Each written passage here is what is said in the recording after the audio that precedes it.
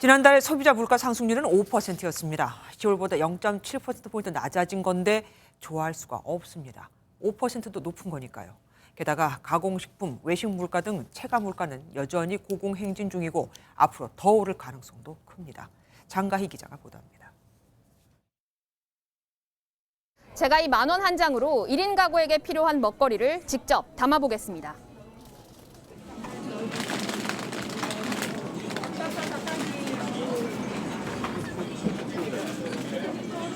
이처럼 몇 가지 담지도 않았는데 벌써 10,000원이 넘습니다.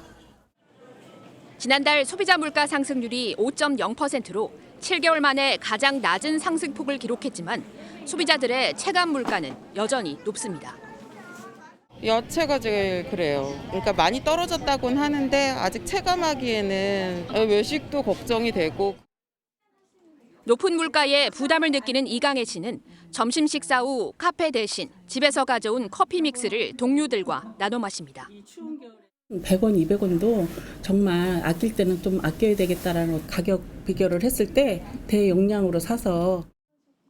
하지만 오는 15일부터 커피 믹스 가격도 10% 가깝게 오를 예정입니다.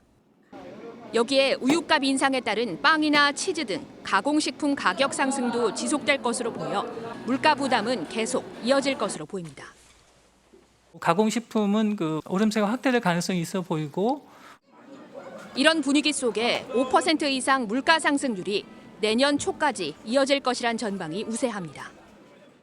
물가 상승률 자체가 둔화될 뿐이지 물가 상승이 없는 것은 절대 아니고요. 화물연대, 파업과 같은 부분은 아마 공급망 충격을 좀 줄 수 있습니다. 물가를 끌어올릴 수 있는 요인이 될 수는 있다고 생각합니다.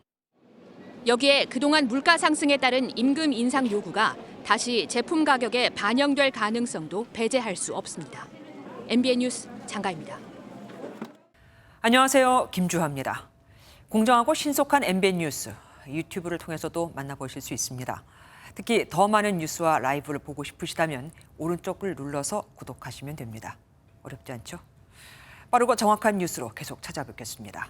MBN 뉴스를 시청해 주신 여러분 고맙습니다.